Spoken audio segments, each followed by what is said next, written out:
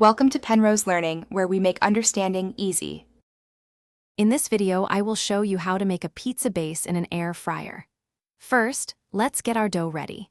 You can use a store-bought dough ball or your own homemade recipe. Just make sure it's at room temperature.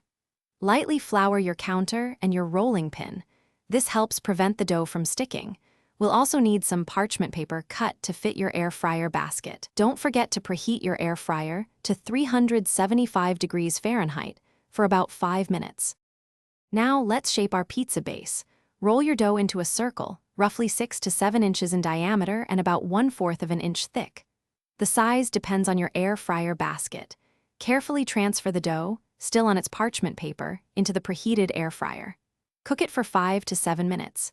You're looking for a lightly golden color and a base that feels firm to the touch. If you see any large air bubbles, just gently press them down. With your base partially cooked, it's time for the fun part, adding your toppings. Take the base out of the air fryer and spread your favorite pizza sauce. Then, add cheese and any other toppings you love. Remember not to overload it, as too many toppings can prevent even cooking. Place your topped pizza back into the air fryer for another 3 to 5 minutes. Keep an eye on it. You want the cheese to be perfectly melted and bubbly, and the crust to be a beautiful golden brown. Once your pizza is cooked to perfection, carefully remove it from the air fryer using tongs. It will be hot, so be gentle.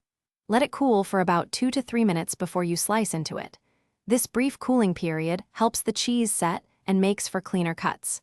Use a sharp pizza cutter to get those perfect slices. Serve your delicious air fryer pizza immediately and enjoy. Don't be afraid to experiment with different doughs and topping combinations for your next creation. Thanks for watching. If this was helpful, leave a like and consider subscribing. See you next time.